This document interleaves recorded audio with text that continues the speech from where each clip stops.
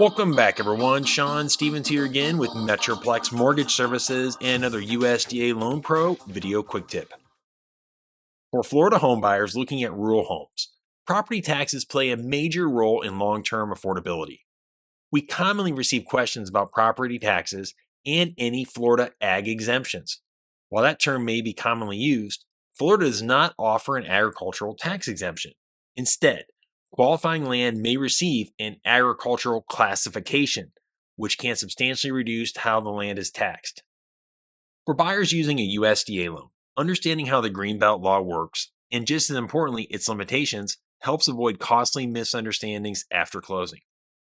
But before we get started, if you're considering a no down payment Florida USDA loan, be sure to download our USDA Blueprint for Success with the link below. This free guide walks you through the USDA qualifying process step by step and is a valuable educational resource for Florida rural homebuyers and their realtors. So, what is Florida's Greenbelt law? Section 193.461 of the Florida statutes contains what is commonly referred to as Florida's Greenbelt law, which dates back to 1959. At that time, the Florida legislature originally passed House Bill 831 to address a growing problem: the rising property tax assessments that were forcing many farmers to sell land or abandon agricultural livelihoods. The purpose of the law was to encourage and preserve agricultural use by allowing qualifying land to be taxed based on its agricultural value, how the land is actually used, rather than its market value. Now, more than 60 years later, Greenbelt continues to serve that purpose. However, the tax benefit is not automatic and it's only available to land that a county property appraiser classifies as agriculture. So, what does agricultural classification actually do? When land is approved for agricultural classification, the property appraiser assesses it based on its bona fide agricultural use, which can result in significantly lower property taxes compared to residential or vacant land assessments. Here are important points for homebuyers to understand. Agricultural classification is based on actual, bona fide agricultural use. The use must be primary and in good faith. Classification is determined by the county property appraiser.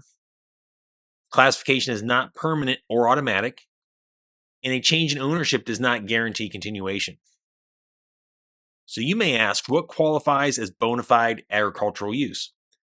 Florida law requires land to be used primarily for bona fide agricultural purposes, meaning a good faith commercial agricultural operation, not a hobby, side activity, or future plan.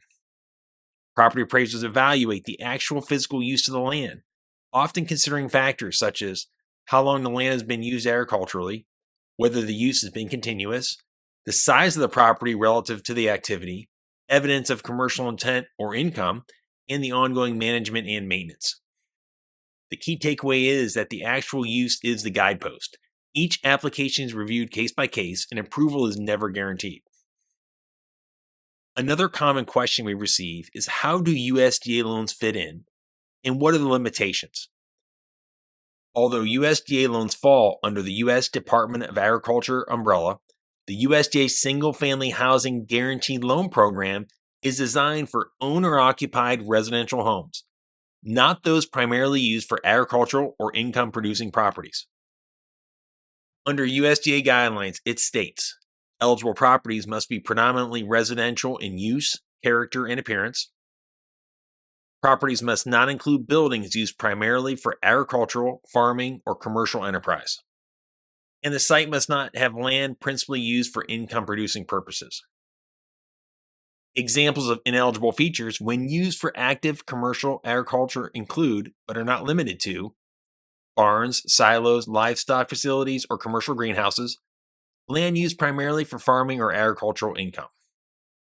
With that being said, USDA does allow for non-commercial outbuildings used for storage, former agricultural structures no longer used commercially, minimal income-producing activity, such as a small garden, and typical rural features that do not change the residential nature of the home.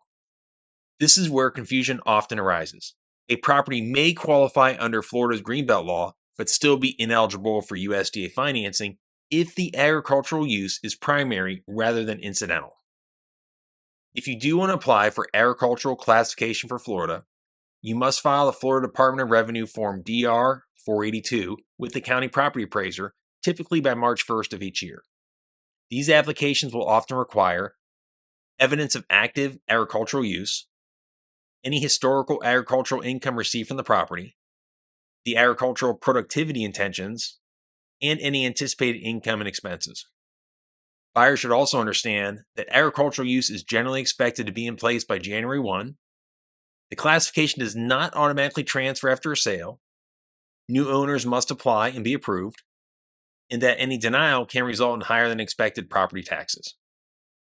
This matters for USDA home buyers because property taxes directly affect your monthly housing payment, which impacts USDA qualification and long-term affordability. Buyers should plan for the possibility that taxes may increase after purchase, agricultural classification may not be approved, and to prepare for ongoing annual compliance. Understanding these details up front helps avoid payment shock and post-closing surprises. The importance of working with Florida's #1 USDA lender. At Metroplex Mortgage Services, we help buyers understand how property taxes, property eligibility, and USDA guidelines intersect before they commit to a purchase. When you work with us, you benefit from Florida's #1 ranked USDA lender as recognized by USDA Rural Development, in-house underwriting and faster approvals, accurate affordability and property tax analysis, and above all, clear guidance for home buyers and realtors alike. Remember, just call, text, or email to discuss your scenario and let us show you the Metroplex difference. As always, I want everyone to make it a great day and look forward to seeing you right here for the next tip of the week.